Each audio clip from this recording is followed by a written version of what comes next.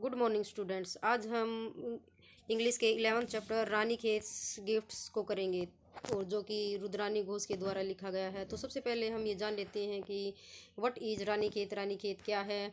Where is it? Ranikhet is a beautiful hill stations in Uttarakhand state of India. तो अब शुरू करते हैं हम।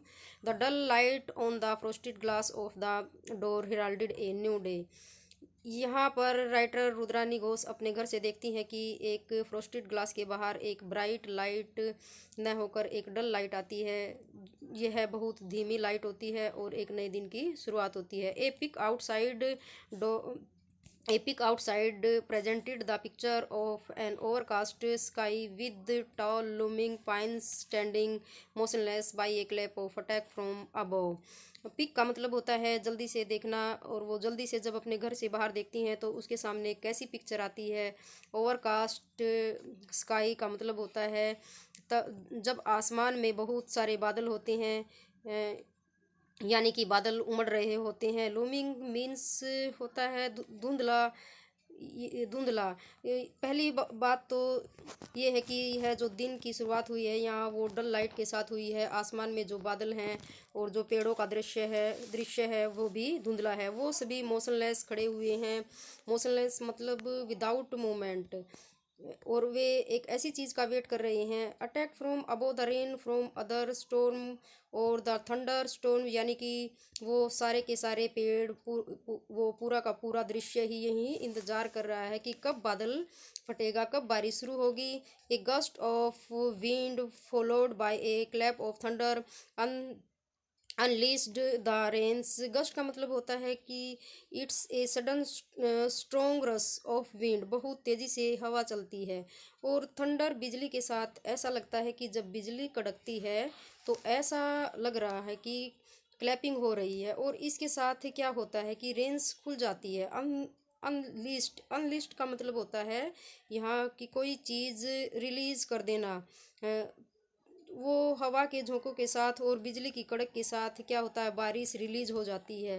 रेन्स यानी कि रेन्स गिरने लग जाती है। And down it came with full ferocity. और फिरोसिटी बहुत ही क्रूरता के साथ। यहाँ पर फिरोसिटी का मतलब होता है कि बहुत ही क्रूरता के साथ, यानी कि बहुत ज़्यादा बारिश होना। रेनफॉल होने लगती, बहुत ही क्रूरता के साथ रेनफॉल होने लगती है। The monsoon had arrived in Ranikhet. Monsoon जो है वो रानी खेत में आ चुका है। It was a it was a wonderful site.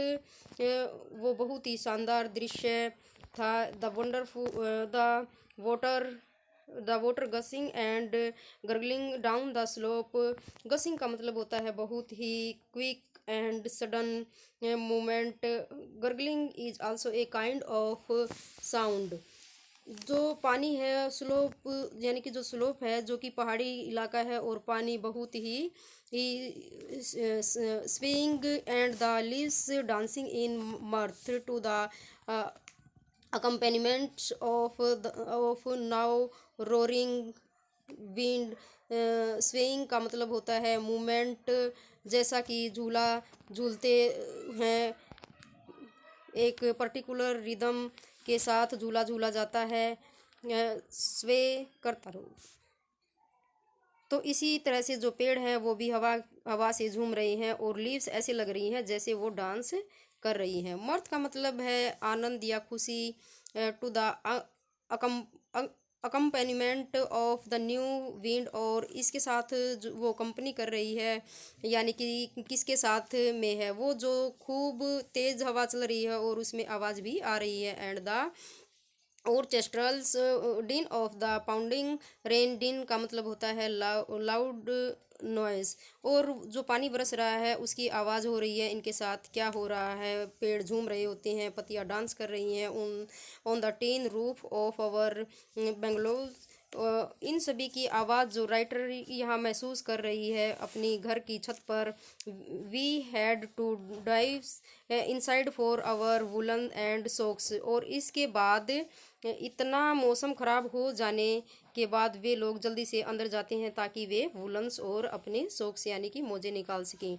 The noise grew louder and louder और white marbles of hails came dashing down to the earth. उसके बाद क्या होता है, जब आवाज़ और भी ज़्यादा बढ़ने लग जाती है और वो इतनी ज़्यादा हो बढ़ जाती है, इतनी ज़्यादा आवाज़ हो जाती है जैसे वाइट मार्बल ऑफ हेल। यहाँ पर हेल का मतलब होता है जो आसमान से पत्थर गिरते हैं। वाइट वाइट आसमान से पत्थर गिरते हैं, वाइट वाइट जिसको आप ओले भी कहते हैं।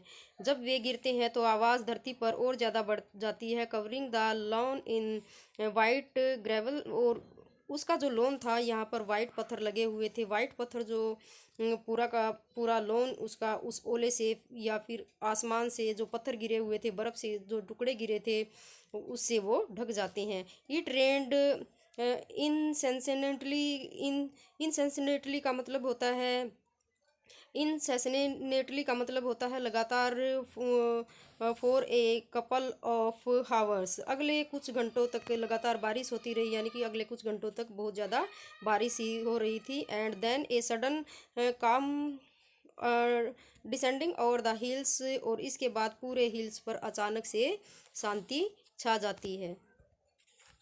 The distant mountain could no longer be seen, and neither was the uh, winding pathway at the foot of our hillocks visible। Distance mountains का मतलब होता है जो दूर माउंटेन है, ठीक है। तो जो वो दूर माउंटेन्स है वो अब नहीं दिखाई दे रहा है, ना तो वो पहाड़ दिख रहे हैं, ना ही वो वाइंडिंग पाथवे। वाइंडिंग का मतलब होता है घुमावदार, पाथवे का मतलब होता है पाथवे का मतलब होता है सड़क या पगडंडियाँ।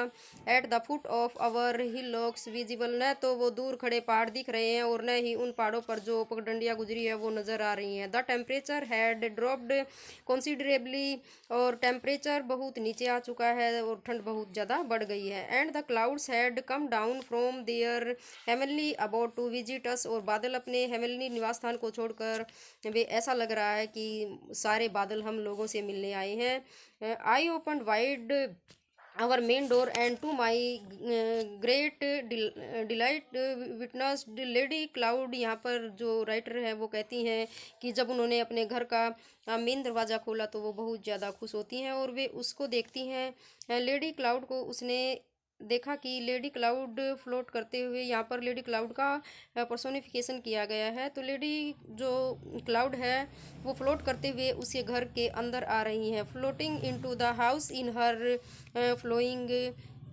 गोसिमर गाउन, और ऐसा लग रहा है कि जब बादल इतने करीब हैं तो ऐसे लगता है कि वो घर के अंदर चले आएंगे और वो लेडी क्लाउड क्या लहराते हुए आ रही, वो लेडी क्लाउड की ओर लहराते हुए आ रही हैं। गोसिमर्स गाउन, गोसिमर गाउन का मतलब होता है बहुत ही डेलिकेट, शानदार, यानी कि बहुत ही प्यारा सा गाउन पहन रखा है। बादल ने caring our face neck and hand with her cool most touch, और ऐसा लग रहा था कि बादल इतने करीब हैं कि राइटर उसे अपने फेस पर, अपने नेक पर उसकी नमी को महसूस करती है। तो स्टूडेंट्स, आज हम यहाँ तक ही अपने इस चैप्टर को कवर करेंगे। जो रिमेनिंग पार्ट है उसका हम नेक्स्ट वीडियो में करेंगे। थैंक्स।